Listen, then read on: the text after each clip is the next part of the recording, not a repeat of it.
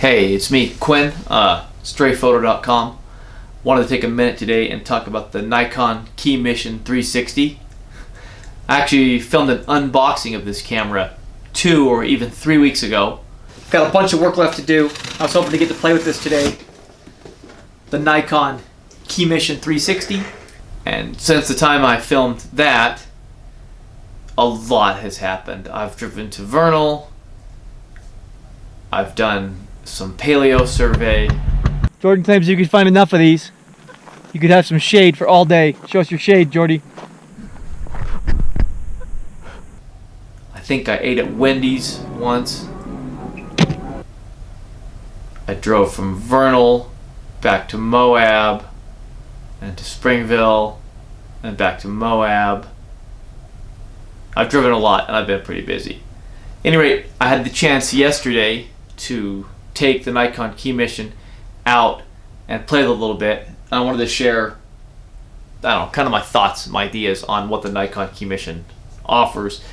If you don't know, it's a 360-degree camera. It allows you to shoot spherical video that's round. So if you're in YouTube, you can click on it and drag it around and see all the different spots. You can see all the way around. Which is really cool. The technology is awesome. There's no denying that. It's a super fun camera to use. It's super fun to watch the footage to a degree. At the end of the day, I don't know if you need to see somewhere other than straight ahead when you're watching a video. I don't know how that really appeals or how that fits into how I use cameras. It's a really well-built camera. I like that it's fairly solid. It feels good in your hand. But it's all lenses and buttons. I can't reach into my bag without grabbing something. If you have a different type of camera like this, even though this is just a point and shoot, when you grab this camera, your thumb goes there, it doesn't touch any buttons. Your hand goes here, it doesn't touch any buttons. You push this button and turn it on, the lens is there. You can't inadvertently touch anything. I mean, you can, but it's difficult to inadvertently touch anything. With this guy, every time I reach in my bag, I turn it on, I push a button, I put my fingers on the lens. It's difficult to handle. It's the nature of the camera. I don't know that can be changed, but it is difficult to handle. Editing with it is a little difficult. Even with a good computer and modern software, it's a little tough to edit. It takes a lot of processor time. It takes a little while to import it. Sometimes I've just had Premiere Pro freeze up and not do anything, and to where I have to like close it and reopen it, and then the footage usually comes back. But it's definitely not as straightforward as editing just regular video. It's definitely more difficult than that. The quality really isn't that good. The stitch on the sides where the two images come together, that's pretty visible as you scroll around inside the frame. You can see those areas. And if what's in the frame is far away from the camera, it definitely looks better. If it's up close, you can really, there's some overlap and some weirdness there.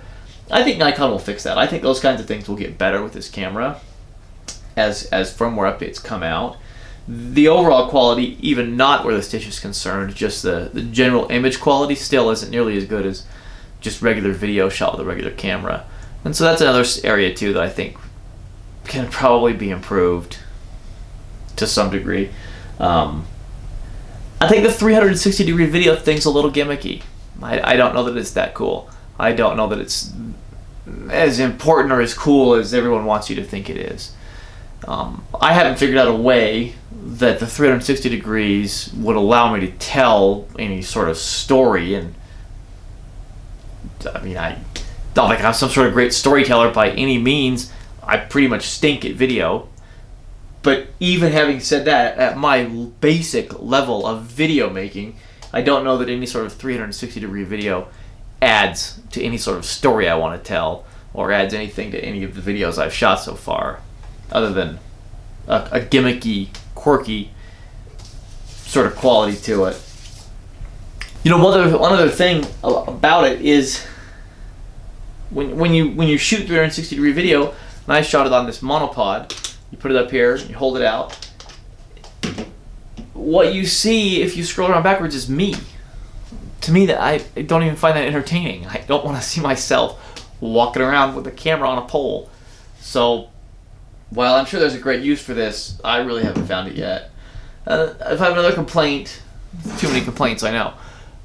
It's one more camera. I don't need another camera to pack around. There's only one me. I've got this GoPro, I've got this GoPro, a time lapse, a little bit of video, I've got this point and shoot, I've got the mirrorless interchangeable lens I'm filming this on, I've got a DSLR here. The last thing I need is one more camera, one more thing to worry about, one more headache. When I want to go out and shoot some video or take some photographs, I just want to do that. I don't want to have to think, oh, for 10 seconds here I'm going to shoot this 360-degree video, and then I'm going to do this video over here. It's just too much. I don't have that many hands. If there were 4 me's going everywhere, sure, I'd love to give one of them this camera and say, here, go shoot with this. But I can't use it effectively and mix it in with everything else. It's tough to do. It's one more thing to worry about that I'm not sure I really need.